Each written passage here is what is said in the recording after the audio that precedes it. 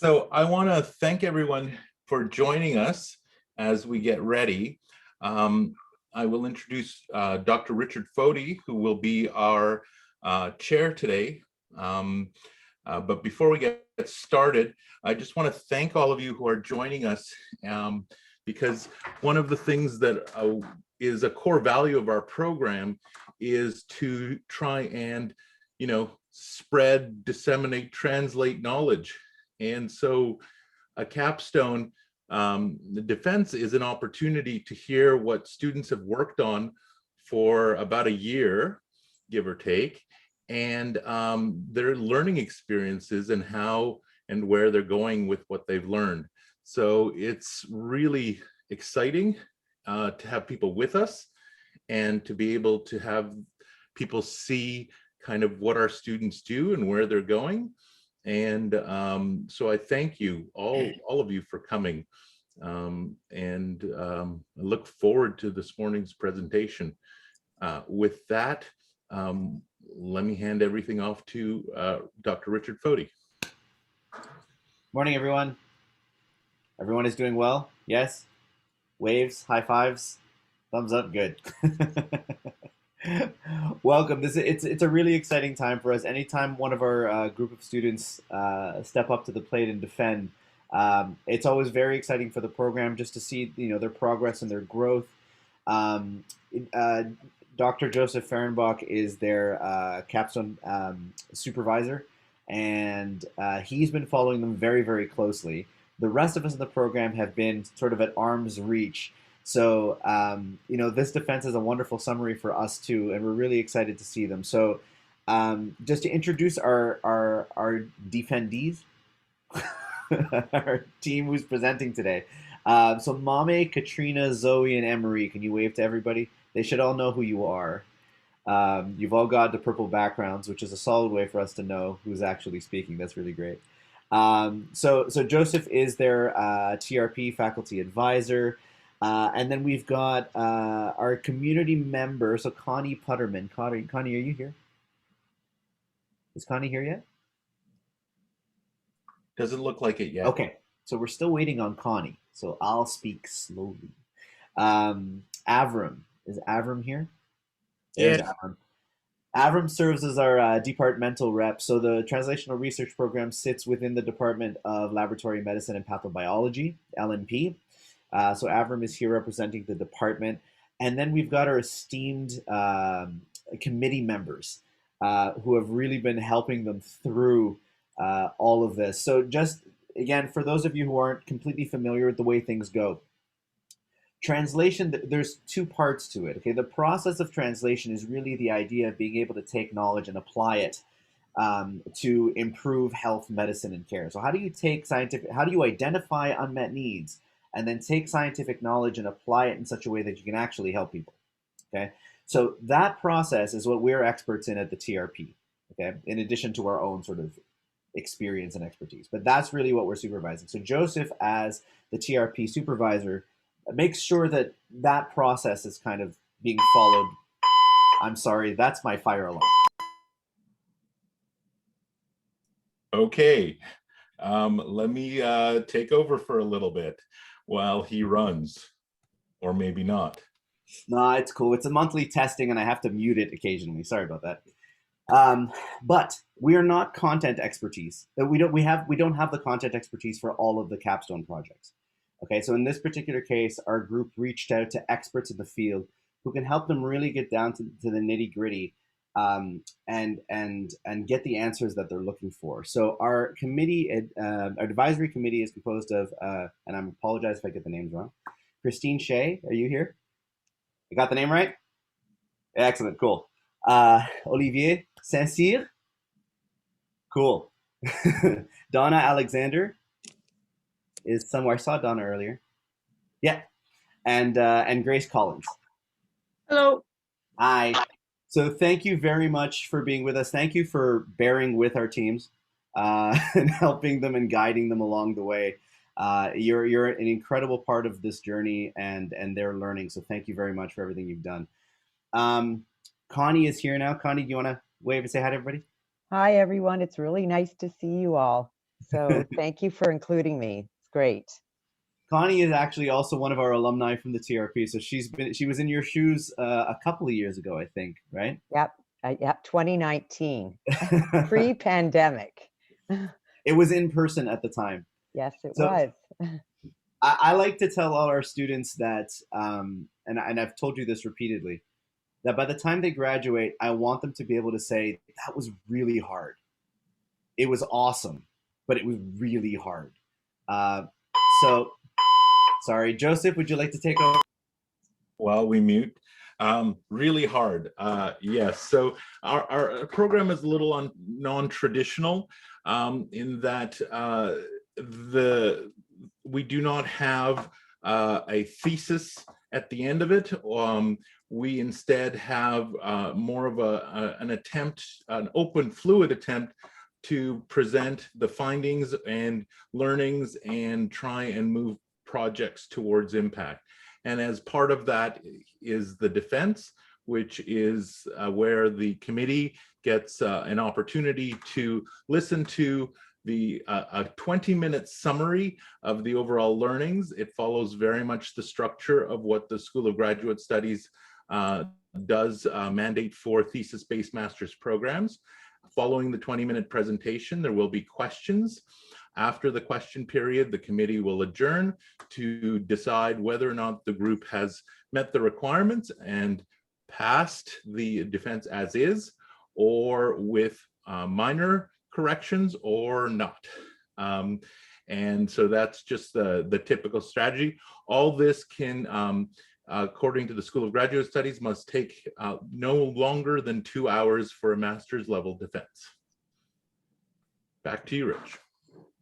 Thank you for that, and hopefully that's the last time the alarm goes off. Okay, so without further ado, I'm going to pass it off to our team for the 20-minute presentation.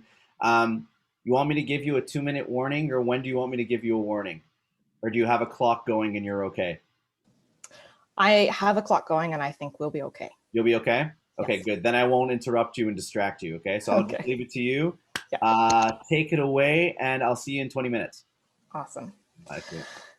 So welcome and thank you for attending the defense of our Master's Capstone project, Waiting for Help, Wait Times at the CAMH Bridging Clinic.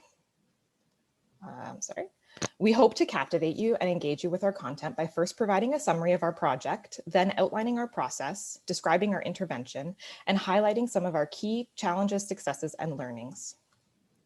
I'd first like to introduce my Capstone team, myself, Katrina, Maame, Zoe, and Anne-Marie, who've been working diligently on this project for well over a year.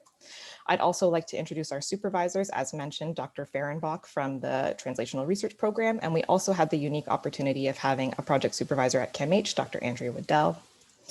The following individuals made up our fantastic advisory board, and we would like to thank our supervisors and advisory board for being in attendance here today and for your continued support, guidance, and mentorship throughout this project.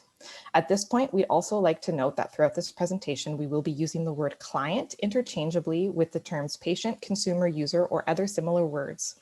Although there's no universally agreed upon term to date, client is thought to be more empowering. So when we were first introduced to the Bridging Clinic, we discussed many areas for improvement. However, our observations and current state analysis continually highlighted wait times in the context of a drop-in clinic as the most prevalent issue. To give you a little background about the Bridging Clinic, it is at the Center for Addictions and Mental Health. It is an outpatient service that provides high quality drop-in psychiatric care in the GTA. The drop-in service operates on a first-come, first-served basis with no referral criteria except having been a recent client at CAMH, thus bridging the gap from inpatient emergency mental health services to community mental health services, which can be challenging to come by and or often have a long wait list.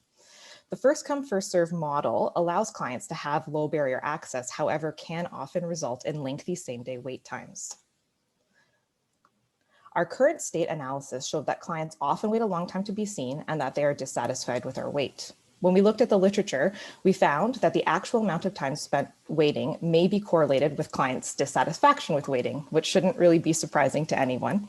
And also that clients tend to only want to wait up to 1 hour or expect to wait up to 1 hour in the context of a drop-in setting. But there's also a growing body of literature that has demonstrated that methods other than reducing actual wait times may also be successful in improving client satisfaction with waiting. These messages include things like more information or empathy. With that in mind, we developed two aim statements, one aimed at improving client satisfaction with waiting and one aimed at reducing the actual amount of time spent waiting. We eventually found that it was unlikely to create an intervention that addressed both of these aims, and our participants led us to the development of an intervention that only addressed aim one. It is one of our key learnings that we should have limited ourselves to one aim statement, which we'll discuss later. In the end, the final iteration of our intervention, was a client-facing whiteboard that uses clients' initials to create an ordered list so that clients know when they are next because our initials are at the top. I will now hand it over to Maame, who will explain how we started on our journey. Thank you, Katrina. So I'm now going to take some time to talk about our process and how we ended up with our final intervention for this project. So essentially, our Capstone project was completed in 3 phases: a data collection phase, a co-design phase, and an implementation phase. You will notice that these 3 phases closely follow the stages of the Translational Research Framework, as shown on the slide here. I will now take some time to go through the steps of each phase in more depth. So in terms of our current state analysis, we began with some informal interviews with Bridging Clinic staff. And from these conversations, we learned that staff were frustrated by the wait times at the clinic and that many staff felt clients were frustrated with waiting. Aside from the interviews, we also conducted approximately 36 hours of observations in the clinic to gain a better understanding of their processes. We also took the time to review and analyze client feedback from the Ontario Perceptions of Care, or OPOC survey data, as well as the Bridging Clinic's wait time data for July 2020. Using this information, we were able to identify some important key points, which we have summarized here on the slide. So for example, from the wait times data, we found that about 40% of clients were waiting longer than an hour to be seen. After completing our current state analysis, we developed our project proposal and began the process of obtaining ethics approval from CAMH. Our project qualified as a quality improvement project, and so we were exempted from submitting an REB and instead moved forward with submitting a QPR, otherwise known as a Quality Project Ethics Review. After receiving QPR approval, we began conducting client interviews and developing a client journey map. So in terms of our data collection process with the interviews and the journey map, we started by recruiting clients from the clinic over a 2-week period by posting flyers in the waiting room. We were able to recruit 33 clients and successfully interviewed 11, and interviews were conducted over the phone. So during the interviews, we did take the time to ask clients about their ideal waiting experience, and interestingly, no one said shorter wait. They all talked about a better wait or waiting experience, and this made us realize that clients may not be as concerned about the wait time itself, but rather their experience or what they're doing while waiting. We gained a number of learnings from conducting the client interviews, but perhaps the biggest learning was realizing that individual interviews may not have been the best way to gather information to build a journey map, and that perhaps we would have been able to better identify opportunities of improvement by having group sessions or simply developing the journey map with clients as a group. Using the data we collected from the interviews, we came up with a client persona, Tanya. We worked together to come up with some goals, desires, as well as obstacles for Tanya. And essentially, these factors allowed us to highlight what clients hope to gain by visiting the clinic and how this shaped their experiences during their visit. We then used the persona to create a client journey map. So typically, journey maps are used as a tool to build empathy for clients by mapping their experience through identifying what they're doing, thinking, and feeling throughout the stages of a particular journey. On this slide here, we've included a simplified version of the journey map to illustrate the different stages of Tanya's journey from arrival to discharge, highlighting some of the challenges or obstacles that affect her experience. The journey map was validated by clients and later used in our co-design sessions to help staff and clients identify particular opportunities for improvement. So this brings us to our co-design sessions. We held 2 2-hour co-design sessions virtually with a total of 6 participants, with staff and clients at each session. Additionally, we held 2 mock sessions to test and iterate our activities beforehand. We gained many valuable skills in planning, designing, and facilitating during the co-design sessions, a skill set that we now feel confident to use in future projects. So in terms of the co-design session, the first session focused on problem definition and need statement creation. Participants were asked to identify the main challenges within the journey map and then generate a needs statement. The outcome of the first co-design session was a co-created Uber's needs statement. So this needs statement was that Tanya needs a way to know approximately how long her wait will be so that she can plan her day and reduce her anxiety. This helped provide a strong foundation for our ideation in the second co-design session. So the second co-design session focused on solution ideation. Participants were asked to brainstorm and ideate interventions that address the Uber's needs statements that I talked about before. And participants then discussed ideas further and then voted on their favorite idea. By the end of the second session, we had one solid intervention idea, which was a client-facing whiteboard, as Katrina mentioned earlier, and ticketing system that lets clients know where they are in queue. We then used this information to create our intervention. We began with a market scan where we each researched a pre-existing client-facing whiteboard. Using what we learned, we created a low-fidelity prototype of our whiteboard idea with chart paper, markers, and sticky notes, which you can see here on the slide. We then brought our lo-fi prototype into the clinic to receive feedback. I will now pass things off to Zoe, who will talk about our PDSA cycles. Thanks so much, Maame. So now I'm going to walk us through our PDSA cycles, which stands for Plan, Do, Study, Act. As the name suggests, this process involves planning a change, implementing that change, studying it by evaluating data, and the acting phase involves making iterations on the final change using what you've learned. This is a standard quality improvement method of implementing small-scale and rapid changes that can easily be iterated on. So after receiving feedback on our lo-fi prototype, we ended up creating 2 whiteboards for our first PDSA cycle. The first was a live whiteboard, which is pictured there on the left, and it had information that would periodically be updated by the Bridging Clinic staff throughout the day. We incorporated a clinician and doctor queue system where clients received a ticket upon arrival. And when the client was being seen, that ticket code was written on the whiteboard to inform other clients of how many people were ahead of them. And the bottom left photo is a snapshot of the tickets we created to facilitate this process. The second whiteboard was a static whiteboard pictured on the right. And this board displayed the previous month's wait time data by time of day and type of visit. So after about 2 weeks of implementation, we reviewed our feedback from staff and clients, and we learned that the system was confusing and caused too much work for staff. And the staff actually stopped using the whiteboard because of the high workload. Additionally, our quantitative data showed no change, positive or negative. Clients had a lot of questions about the live whiteboard, and the static whiteboard was not being noticed. So implementing this large amount of feedback was challenging for our team, but we were able to work together and iterate on our design, resulting in a second version of the whiteboard. So in our second PDSA cycle, we were able to find this whiteboard on wheels, and we removed the ticketing process altogether.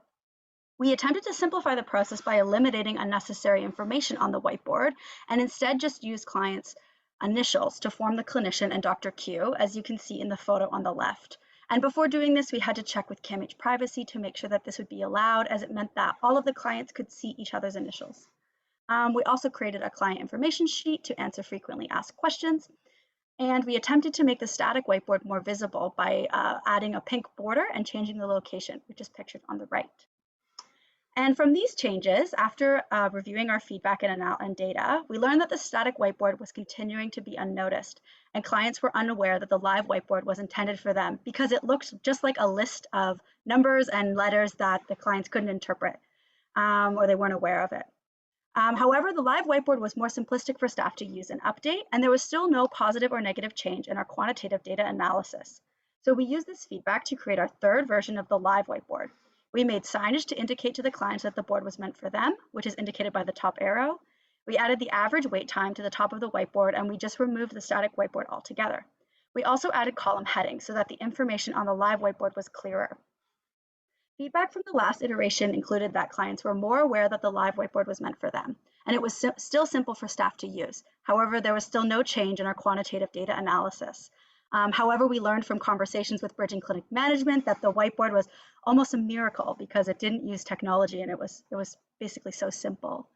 In addition to that, this version is still being used by staff without any of our team members on site, which lets us know that hopefully they're finding it useful and that it will be sustainable even after the project wraps up. So I'll pass it on to Anne-Marie to speak more to our results. Thank you so much, Zoe. I'm now going to speak to our quantitative and qualitative results. And for those of you who read a report, you may have noticed that our results were not included. This was because our data collection period was not complete until the end of June, so we plan to include our findings in the manuscript that we hope to publish. That being said, we evaluated our intervention using 6 evaluation metrics, including 1 outcome measure, 1 process measure, and 4 balancing measures, as you can see here on the screen. In the next few slides, I'm going to talk about some of our results using these measures, and we're happy to answer any further questions in our Q&A. Starting with a brief timeline of our data collection process. On April 19th, we began our data collection process prior to any implementation of an intervention. We collected each of the 6 evaluation metrics for a 2-week period, and then implemented our first iteration of the whiteboard and began PDSA cycle number 1. With about 2 weeks of implementation between each iteration, our final data collection ended on June 25th. To evaluate the data as we were collecting it, we utilized run charts. We have included here an example of a run chart to show that it is a line graph of data plotted over time that displays patterns within a process. The y-axis displays the aspect of the process being measured, and the x-axis displays the time frame. To determine if a change has occurred, there are various rules for interpretation of a run chart. Highlighted on this graph, you can see a shift and a trend.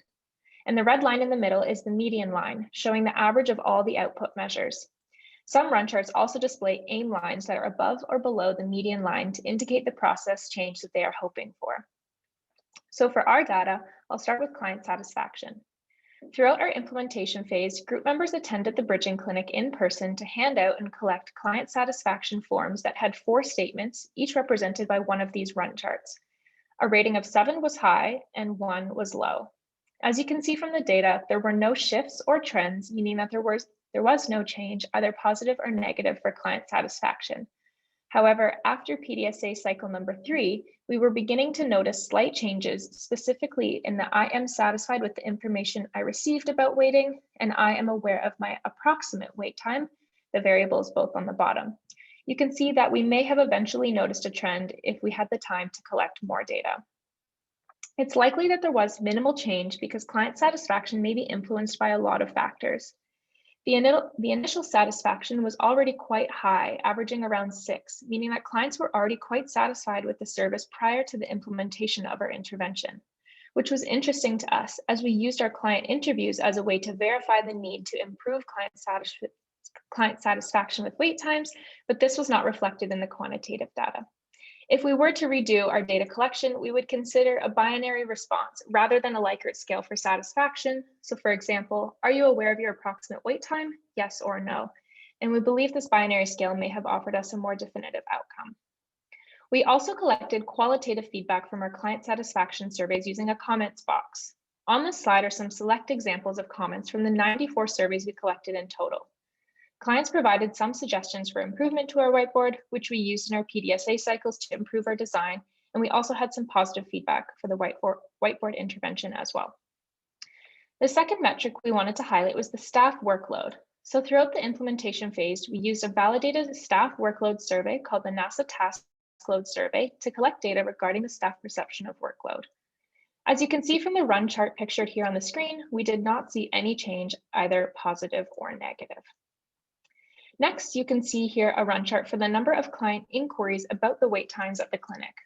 Client inquiries were determined by the admin staff at the bridging clinic. So each time a client asked a question regarding the wait time, this would be marked as one client inquiry. We can see here that there has been no change, either positive or negative. However, a limitation of this variable was the amount of missing data.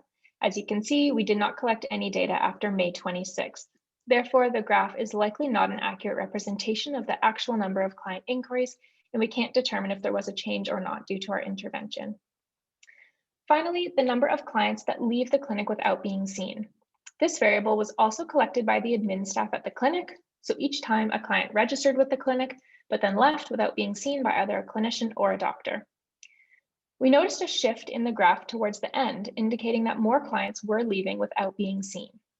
This could be seen as either a negative or a positive, as more clients are leaving without being seen, but on the other hand, clients may feel that they're more informed to make the decision to leave if they know they're going to be waiting at the clinic a while. So in addition to our quantitative data, we routinely collected qualitative data throughout our implementation phase. After each iteration, we used various methods to collect feedback, noted here on the slide. One thing to highlight is that because we had taken the time to build a relationship with one of our clients from our co-design sessions, we were able to gather qualitative feedback from them to provide insight into the client perspective on our whiteboard. Though the quantitative data showed minimal results, one of our primary learnings from this process was that our qualitative data was more reliable and useful to inform our design iterations. So thanks to our advisory board for encouraging the collection of qualitative feedback in addition to our quantitative evaluation metrics. I'm now going to pass it back to Katrina, who will discuss some of our successes, challenges, and learnings. Thank you, Anne-Marie. Our team has accomplished a great deal over the course of this project with many challenges, successes, and learnings. However, due to time constraints, I will only highlight a few of each, but they will all be highlighted on each slide so we can talk about it more during the Q&A. In terms of challenges, we had multiple challenges developing our aim statements, which were made prior to interviewing and co-designing with clients. We found it challenging to gain access to clients to complete root cause analysis without ethical approval, which necessitated the creation of a need/aim statement. It is our key learning that we should have done either a phased approach or 2 protocols, with one aim of completing the root cause analysis and developing the intervention, and another protocol focusing on the implementation and evaluation of our intervention. Another challenge, and something to say though, is that we did take a lot of initiative to have informal chats with clients, as well as obtain the OPOC data through our networks. Another challenge was that our aim statements are potentially mutually exclusive, meaning that we could reduce wait times and not improve patient satisfaction. So we found that each aim statement could have been its own project. In terms of successes, we put a lot of time and effort into teamwork development, and I think it shows. We came together early as a team, not only to identify our common interests, but our strengths and weaknesses and what we gained through this experience, or set to gain through this experience. And it helped us divide our resources. In terms of learning, it may sound cliche, but we learned the most from our mistakes, and was the best part of the project. Finally, I just wanted to highlight the next steps, as you can see outlined here. We plan to present to the Bridging Clinic, continue working with the Bridging Clinic, and post to multiple publications. And I think that's time.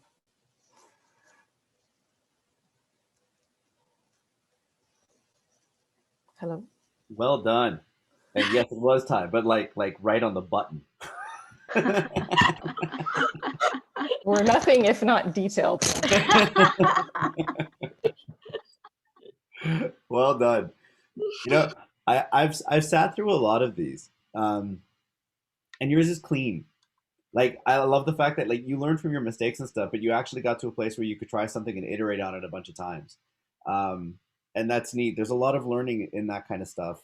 I have a ton of questions, but I'm not allowed to ask any of them because I'm the chair.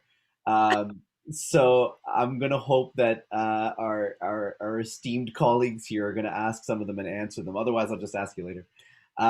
So thank you very much for the presentation. It was absolutely excellent. I'm going to open the floor to our committee members first.